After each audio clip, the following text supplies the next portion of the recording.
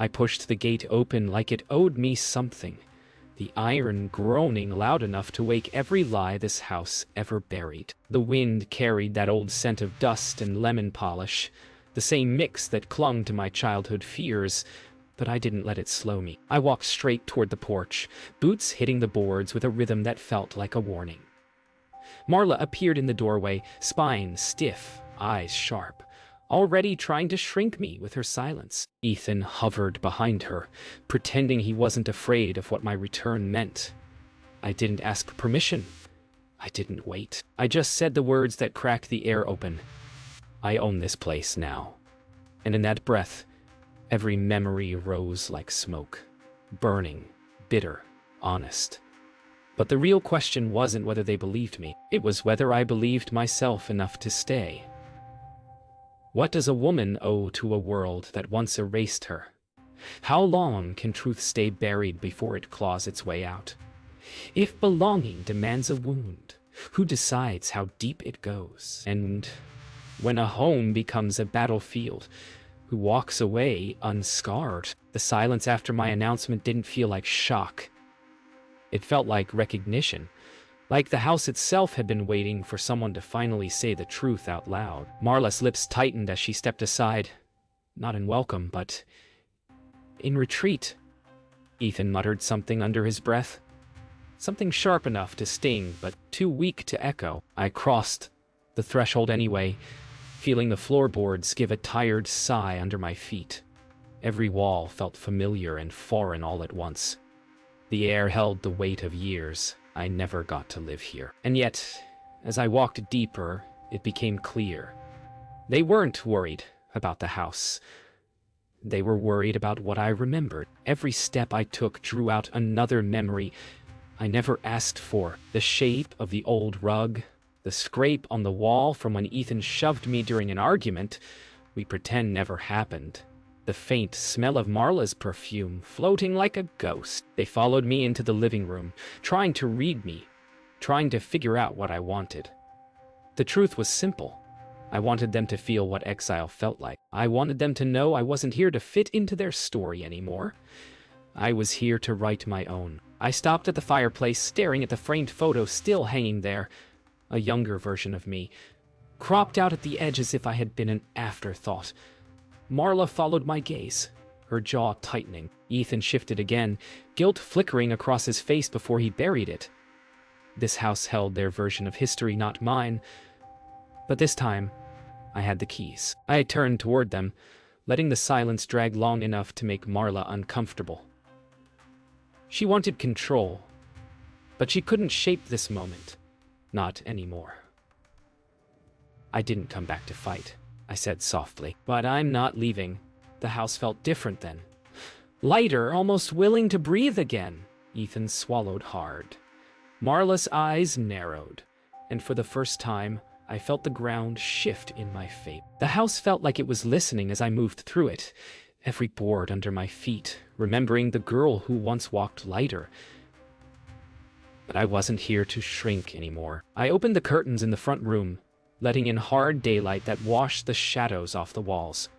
Behind me, Marla's voice tightened as she demanded to know what I planned to do with her home. Ethan hovered near the doorway, pretending he wasn't waiting for me to slip. I didn't give them anything. I just kept moving, opening windows one by one, letting the stale air drift out. I wanted them to feel it, the shift, the reclaiming, the truth that the house answered to me now. Their discomfort rolled through the halls like a storm, but I stood in it without blinking. This time, the silence belonged to me. I made my way into the dining room, the long table still covered with the lace runner, Marla guarded like a relic. She watched me as if I were about to break something on purpose. Maybe I was. I pulled out a chair and sat, claiming the space the way I never could as a kid. The wood creaked under my weight, almost surprised to hold me. Ethan lingered in the hallway, staring at the floor like it held answers he couldn't bear to say out loud. Marla finally stepped forward, her heels striking the tile like tiny hammers. She asked me why I came back. I told her I didn't come back. I came home. The difference stung, and I could see it in the way her breath caught for just a second. It felt like the first crack in her armor. The kitchen still smelled like the past: coffee, bleach, and quiet resentment. I ran my fingers over the countertop where I used to sit and do homework, the place Marla always told me I was in the way. She stood beside the fridge now, arms crossed, trying to make herself look bigger in the shrinking room. Ethan finally stepped inside, rubbing the back of his neck. He tried a softer approach, asking what I really wanted. I told him the truth. I wanted to be seen.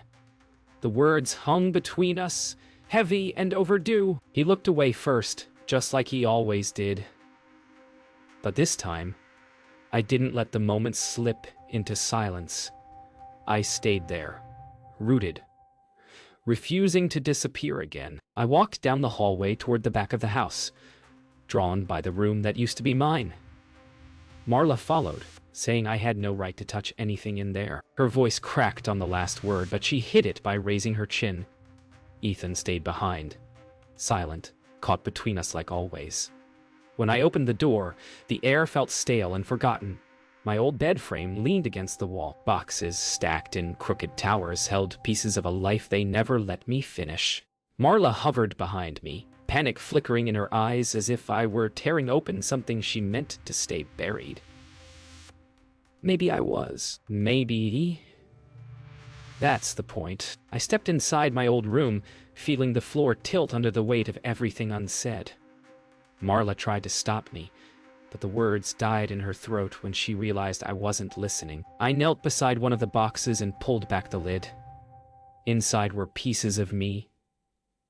Photos, notebooks, things I thought were lost.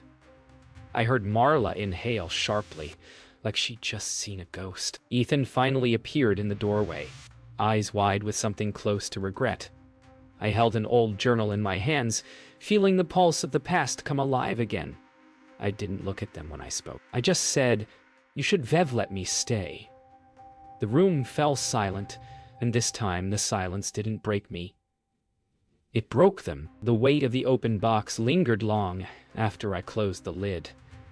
I could feel Marla pacing behind me, her breath sharp, her nerves cracking through her polished exterior. Ethan stayed in the hallway, holding himself like a man waiting for a verdict he already feared. I stood slowly, brushing dust off my palms, and the room shifted with me. The air got heavier, thicker, like the house wanted to hear the next part. Marla finally snapped, demanding to know why I was digging up old things better forgotten. I told her forgotten things have a way of surviving, stronger than the stories she tried to build over them. My words hit something buried inside her. I saw it in the twitch of her jaw. Ethan whispered my name, almost pleading, but I didn't turn. I could feel the truth circling us now, hungry and patient. I walked back into the hallway, the walls feeling narrower than before, like the house was closing in to hear every breath.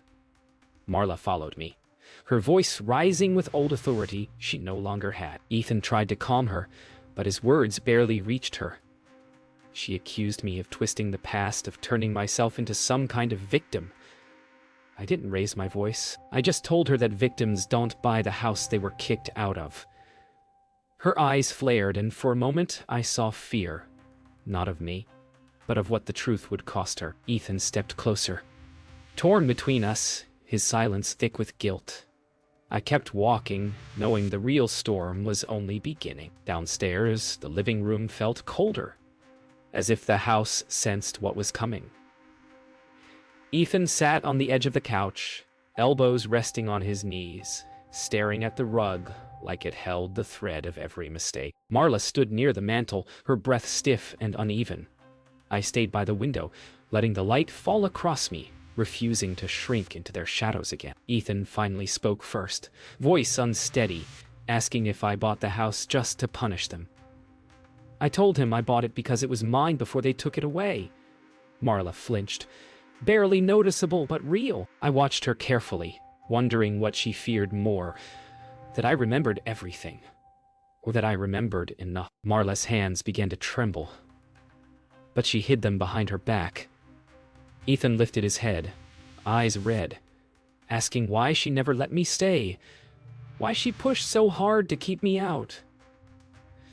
The question cracked the air like thunder. Marla snapped at him, telling him he didn't understand, that he never could. But the truth was already shifting in her eyes. I stepped closer, not touching her, not crowding her, just waiting. She said I left. I answered that I was pushed. She said she was protecting the family. I asked from what? The silence after that was a deep wounded thing. And for the first time, Marla didn't have an answer ready. Marla finally sank into the nearest chair, her breath collapsing into something almost human. Ethan stepped back like I'd seen a stranger wearing their mother's face. I stood there, feeling the shift in the room, the way truth started to peel away the roles we had been forced into. Marla whispered something about mistakes, about choices made too fast and too hard. She didn't finish. She couldn't. Ethan asked what mistake she meant. Marla stared at the floor. I realized then that the secret wasn't just about why I was pushed out. It was about what they were trying to keep me from finding out. And in that moment, I knew Act 3 wasn't the breaking point. It was the warning before the collapse. The house seemed to hold its breath as night settled in, the silence thicker than any argument we'd ever had. Marla stayed in the chair, staring at her hands like they were strangers she didn't trust. Ethan leaned against the wall, torn open in ways he didn't know how to hide anymore. I moved slowly around the room, letting the quiet stretch until truth had no place left to hide. When I finally spoke, my voice was steady. I told them I wanted the real story, the one they buried, the one that chased me out before I ever had the chance to grow roots. Marla's shoulders tightened, her breath hitching as if the truth lived inside her ribs, fighting to stay contained. Ethan whispered that he deserved to know too. That was the moment Marla broke, the moment she realized the past wasn't going to stay obedient anymore. Marla tried to fight it, but truth has a way of cracking through even the hardest armor. She didn't look at me when she spoke. She talked to the floor, to the memories, to the ghosts walking between us. She said, I was getting too curious back then, asking questions I wasn't supposed to ask. She said some things in this family weren't meant to be touched. Ethan stepped forward, shocked, demanding to know what she meant. Marla shut her eyes like the darkness behind her lids was safer than the room. I felt the truth pulling closer, sharp and cold. Something deeper than rejection lived in their silence. Something deliberate. Something ugly. And it was waiting to be named. No, it's a short say the truth started spilling in fragments, each piece heavy enough to tilt the room. Marla said there were things I wasn't supposed to see. Arguments behind closed doors, whispered threats, choices made out of fear rather than love. She said she pushed me out to keep the peace, to keep the family from tearing itself apart. I felt the words hit me in places I didn't know still bruised. Ethan's voice cracked as he asked who she was protecting. The silence that followed was louder than any confession. I stepped closer, letting the truth meet me head on. Marla finally lifted her eyes, and in them I saw the truth turning into shape, something she should have told me long before. She pushed me into the world alone. Marla's voice dropped to a whisper, and every part of me leaned in. She said the house wasn't safe back then, that there were fights, violent, sudden, between the adults, fights they hid behind perfect curtains and Sunday smiles. She said I walked in on one of them, that someone threatened to take me away if I talked. So Marla made a choice. Send me away herself. Control the damage. Keep me safe. My stomach twisted. Not at the memory, I still couldn't reach that, but at the realization of how fear disguised itself as protection. Ethan looked shattered, like the ground had fallen out beneath him. I felt the hollow in my chest shift, filling not with forgiveness but with clarity. Safety shouldn't feel like exile. And exile shouldn't be dressed as love. The truth didn't settle. It kept spreading, reaching into years we all tried to outrun. I asked who threatened me. Marla wouldn't say the name. Couldn't. Ethan begged her to speak, voice trembling with a lifetime of confusion. She whispered that some people in the family had darker tempers than anyone wanted to admit. That she thought pushing me out was better than watching me become a target. I felt the old wound inside me twist open again, but this time I didn't fall into it. I stood there, rooted, stronger than the lie that shaped me. When I turned toward the doorway, I realized something. The house wasn't haunted by what happened. It was haunted by everything they refused to let die. And now that the truth had cracked open, nothing would fit back into its old place. Morning light slipped into the house like it was afraid to touch us. None of us had slept.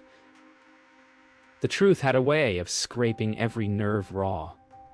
I found Marla at the kitchen table, hands wrapped around a mug she hadn't drunk from. Ethan stood by the counter, arms crossed, jaw tight. The air between them was thick with old fractures.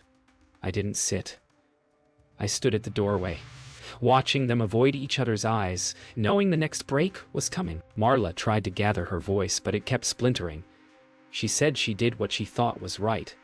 Ethan told her that right never looked this cruel. I let them talk, let them unravel. I wasn't the child in the room anymore. I wasn't the one being pushed out. I was the one who owned the walls they were finally confessing inside. Ethan finally broke the fragile quiet, his voice cracking as he demanded to know why she protected everyone but me. Marla's eyes filled, but tears didn't soften the truth. They sharpened it. She said she never meant to choose sides, but she did. She always did. I stepped further into the room, and for the first time, she actually looked at me. Not with power, not with pride, but with something small and wounded. She asked if I hated her. The question floated in the air, trembling. I told her hate wasn't the point. Hurt was, and hurt had lived in this house longer than any of us.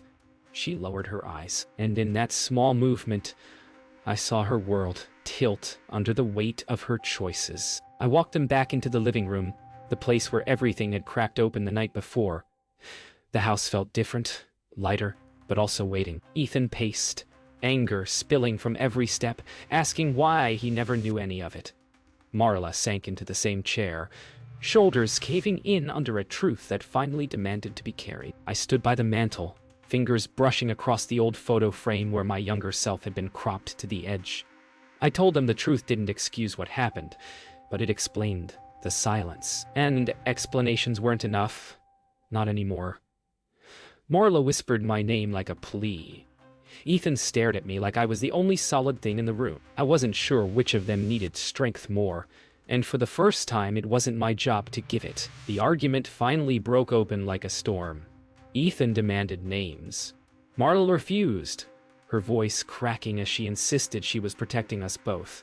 Ethan shouted that she protected fear, not family. I stood still as their voices collided, each word sharper than the last.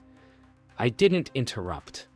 I let them burn through years of resentment that had waited too long to surface. When they ran out of breath, I stepped forward and told them the truth that had been glowing inside me since I walked back into this house.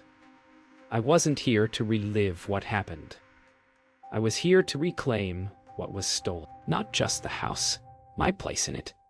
And if they couldn't handle that, then they would have to decide what part of this family they were willing to lose. The house grew quiet again, but it wasn't the same silence as before. It wasn't fear or avoidance. It was the sound of something shifting, something starting to break open in a way that might finally heal. Marla lowered herself back into the chair, exhausted. Ethan stepped beside her, no longer angry, just hollow. I walked toward the doorway, feeling the house breathe with me, like it finally recognized who belonged here. Before I left the room, Marla asked what I planned to do now. I turned back, letting the weight of the moment settle. I told her I was staying, not as a guest, not as a shadow. This time as the woman who survived everything she tried to bury. The truth didn't set any of us free yet, but it opened the door, and that was enough for Act 5. The house felt heavier the next morning, as if it knew the truth wasn't done shaping us. I walked through the hallway slowly, letting each memory rise without running from it. Marla and Ethan were already downstairs, sitting across from each other at the dining table like people trapped in the same storm, but holding different umbrellas. Neither spoke when I entered. I didn't rush them. I just stood there, letting the silence stretch until the room settled around all three of us. Ethan finally said he didn't know how to fix any of this. Marla whispered she didn't know either. Their honesty didn't heal anything, but it softened something in the air. I told them healing wasn't a single moment. It was a decision, repeated. And today, we had to decide whether the past was going to keep owning us, or if we were ready to own it back. I led them into the kitchen, the place where most of our unspoken years lived. Marla moved carefully, as if the floor beneath her might break open. Ethan stood near the counter, fingertips tapping the tile the way he used to when he was nervous as a kid. I reached for the cabinet where the old plates were kept, and set 3 of them on the table. A simple act, but one that felt heavier than any fight we'd had. Marla watched me like she couldn't recognize the version of me who moved through the house with certainty. I told her I wasn't here to tear the family apart, but I also wasn't here to pretend the damage didn't exist. Ethan nodded slowly, as if absorbing each word with the weight it deserved. For the first time, the kitchen didn't feel like a battlefield. It felt like a place we might rebuild from. For a moment, none of us moved. The house seemed to wait with us, listening to the breath between confessions. Marla finally spoke, her voice small but steady. She said she regretted the choices she made, even if she believed they were necessary at the time. Ethan swallowed hard, wiping at the corner of his eye. I listened without stepping in, letting her words exist without correcting them. She admitted she didn't know how to be a mother without fearing everything would break again. I told her fear didn't excuse the damage, but acknowledging it mattered. The truth didn't erase what happened, but it gave us something to work with. A shape to the wound instead of a shadow. Ethan reached out, gently touching her hand. For the first time, Marla didn't pull away. I walked them back into the living room, the place where everything had cracked open. It felt different now. Still heavy, but no longer suffocating. Marla stood near the doorway, taking a slow breath, as if the house felt foreign to her for the first time. Ethan moved beside me, quieter than usual, as if the anger had drained into something softer. I told them the truth had its cost, and maybe we were all paying it now. Marla asked if things could ever go back to the way they were. I shook my head gently. We weren't meant to go back. We were meant to start over, or walk away. The choice wasn't mine alone anymore. Ethan looked at me, then at her, and said starting over was the only way that didn't break all of us. For the first time, Marla didn't argue. As the day stretched on, something inside the house loosened, like years of trapped breath finally exhaled. Marla stood near the staircase, brushing her fingers along the banister she once guarded like a symbol of control. Ethan lingered beside her, shoulders lowered for the first time in years. I stepped onto the porch, letting the cool air settle over me. I didn't need an apology to feel whole. I didn't need the past to rewrite itself. I needed space to breathe, and now I finally had it. When they joined me outside, neither tried to speak first. The quiet wasn't full of fear anymore. It was full of possibility. I didn't know what Act 7 would bring. Distance, healing, something in between. But for the first time, the ending didn't scare me. I had already survived the worst of this house. The rest was just choosing how to live inside it again. The final morning rose slow and gray, the kind of sky that felt like a held breath.